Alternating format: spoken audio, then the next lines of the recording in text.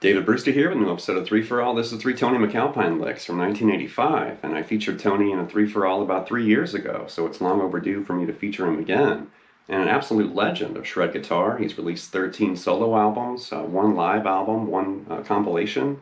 He's been on the scene since around 1984, and he's worked with a whole bunch of people. He's a badass guitarist, but also a badass keyboardist too. So he can melt your face with shred guitar, and then turn around and melt your face playing Chopin and stuff like that. Definitely, Tony's a legend.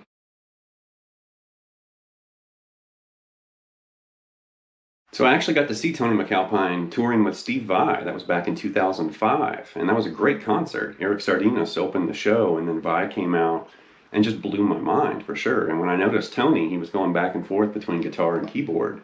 Really cool. And there's a ton of people that he's worked with. He's worked with some super groups, featuring other notable musicians like Billy Sheehan, Virgil Donati, Dennis Chambers, Mike Portnoy. There's a whole bunch of, musicians that he's worked with in groups. But then also studio appearances, with Vinnie Moore and Joey Taffola and some people like that. So here's an image showing some of the people that Tony's worked with in his career.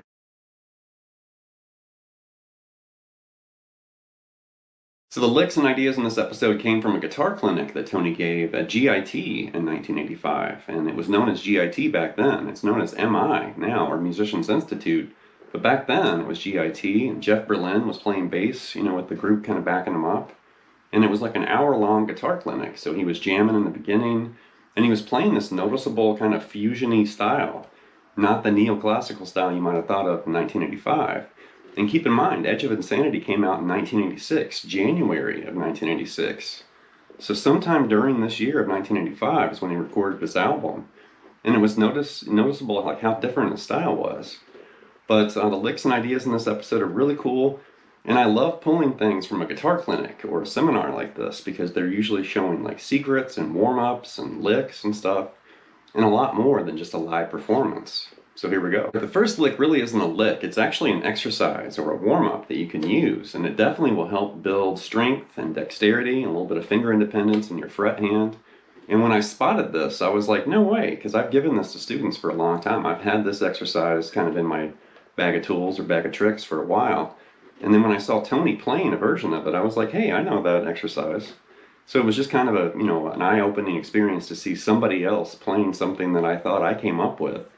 But I guess this exercise is pretty common. But I'm going to start with the clip so you can actually see this exercise. And then I'm going to break it down and kind of show you some variations and some different ways you can play it. So here's the clip with his chromatic kind of dexterity exercise. 4-1, 4-1, 3-1, 2-1. Just chromatic, and then you go to the next string. Nice and slow.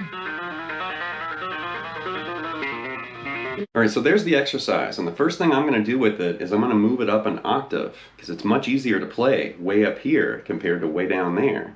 And, the frets are kind of spaced closer together right here. And then after we learn it right here, then I'm going to start moving it down the fretboard to stretch a little bit more, and we're going to end it down where Tony initially, demonstrated it right there in that clip. So way up here, which is an octave higher than where he showed it, right there.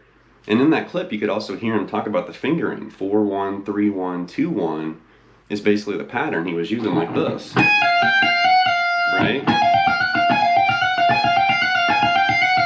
Now my variation that I've always shown students is I go up and down, like this.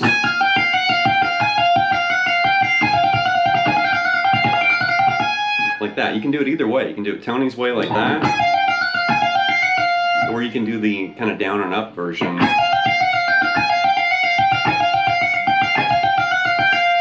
And then move to the next string and do it again right there.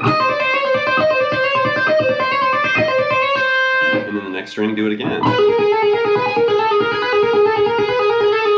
then do it again. And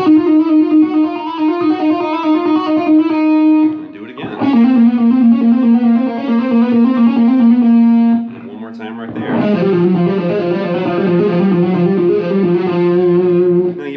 Play this for your friends or family or your neighbor because they're not going to be impressed. That's totally just an exercise. And don't shred it, just do it where it's kind of comfortable. You can play it with some authority, but you might actually want to exaggerate what you're doing ever so slightly. Maybe fret and push just a little harder than normal, and then that way after you've worked on that exercise, when you relax and play normally, it's actually going to feel easier, believe it or not. So we just did it all right there.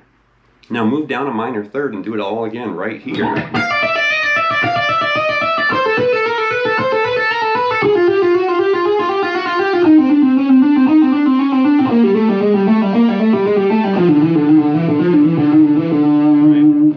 Pick more, you could pick less, depends on what you want to do. Move it down another minor third. Now we're stretching a little bit more right here. Go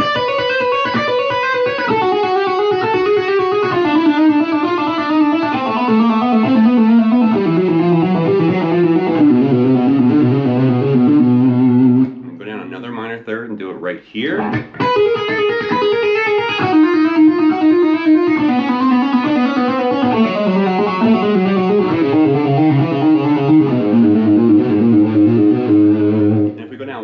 Minor third, we're basically exactly where Tony started, demonstrating this exercise. So this honestly is really hard to play right there in open position, but go ahead and run through it like this.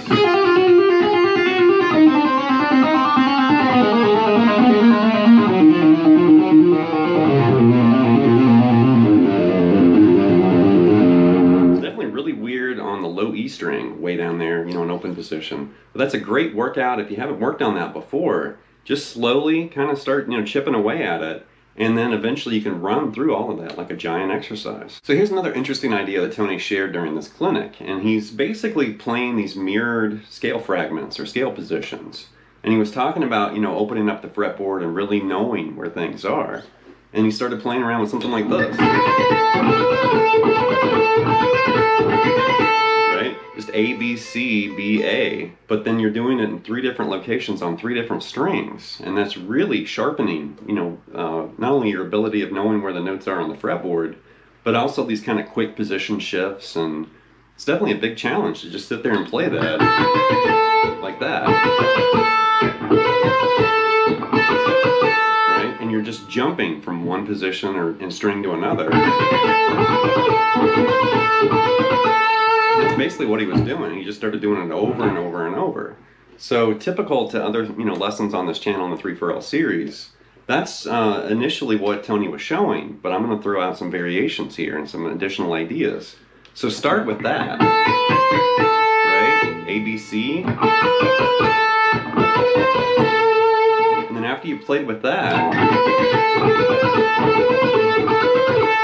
then move to the next scale position right there, B, C, and D, and then play that, shift it around like this. Right? And move around in those octaves, or not octaves, it's unisons, but move around those different strings and positions like that.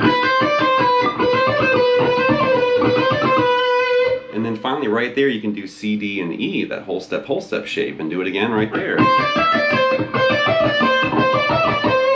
And you're not only learning, where the notes on the fretboard are, but you're also kind of conditioning your hand, like I said, for these position shifts. And that's a great little, exercise or workout, but it's almost like a fretboard game too. Like, can I play through that and, change positions and shapes? And you can kind of challenge yourself. I love working on stuff like this.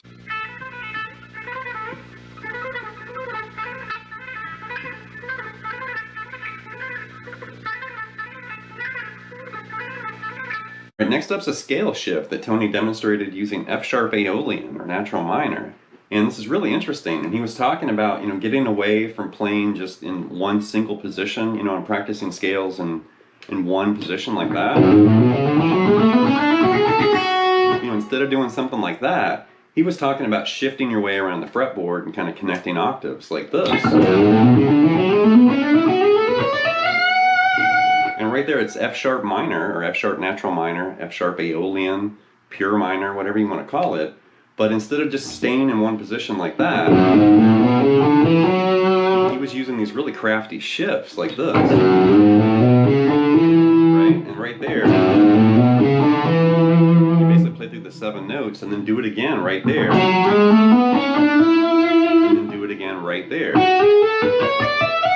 Now honestly, I'd never played that sequence before. I'm very familiar with Paul Gilbert's world of sequences, and Paul would probably do it more like this. Right, with an index finger shift, on that D string, instead of starting with a shift like Tony did. And that really opened my eyes, like, whoa, I've never done it like that before.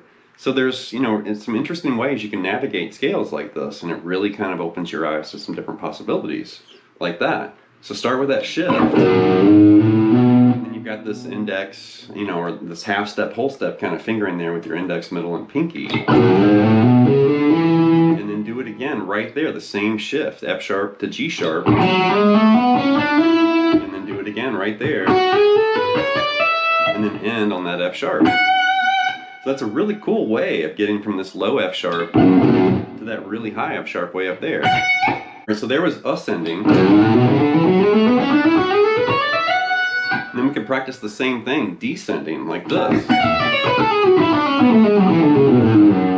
It's the exact same movement and the same shifts. Then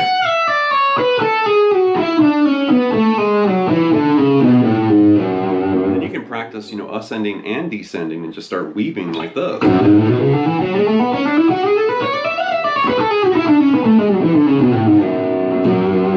Really cool sequence, and I love finding different ways of kind of navigating the fretboard like that.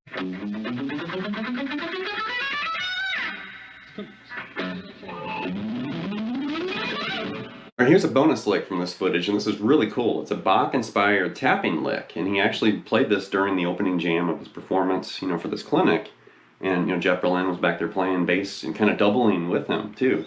And then he did refer to this during the clinic and kind of mentioned it briefly, but it's based around a Bach prelude. And it's something like this.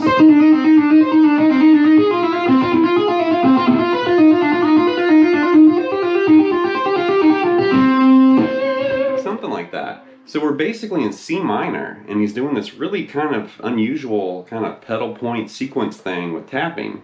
So really slowly, we're basically tapping the C note there on the 13th fret on the B, and then you're doing this really unusual sequence with your fret hand. It's tricky, like this.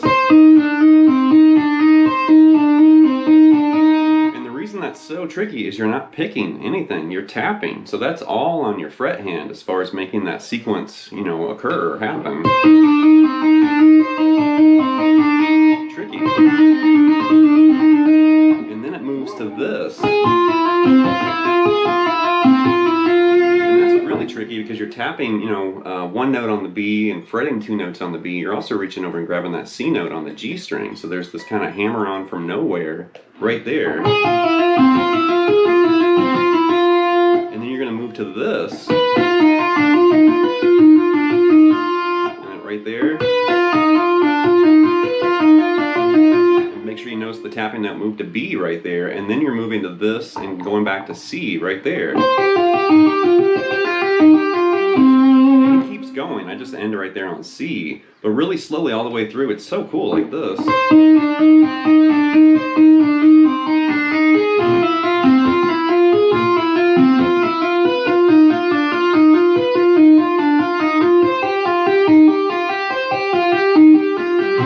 So I'm not going to lie, this idea is really hard to play, and it's mainly because the sequence relies on the fret hand to make it happen, because we're tapping, so that makes it really hard.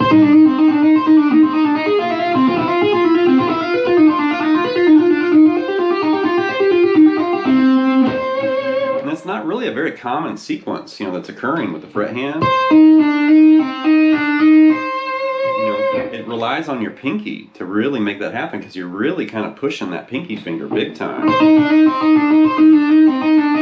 Right there. Not so much here, but for that first shape for sure. That's really just kind of a two-finger shape right there. But then right there, you're relying on the pinky again. And then again on the pinky right there.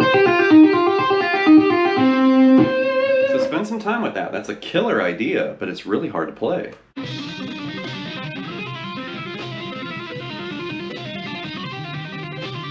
Alright, that's going to wrap this episode of 3 for All with 3 Tony MacAlpine licks from 1985. Definitely Tony's a badass guitarist, and he's also a badass keyboardist. So in my mind, that kind of puts him in a completely different place, because, yeah, there's a lot of badass guitarists out there, but I don't see those guitarists playing keyboard too, equally as well. But Tony can kind of seemingly do it all, which is amazing. And during the clinic, he was talking about, adapting Bach for guitar. So it made me wonder, how much, guitar information he's adapted to keyboard and piano. and how much keyboard and piano information is related to guitar, and kind of moving those two worlds back and forth, which is really cool. And that's probably where he gets some of these really crazy ideas, which I love. So anyway, leave some feedback and comments. Please subscribe to Lessons, and I'll be back before you know with more content and material. Thank you.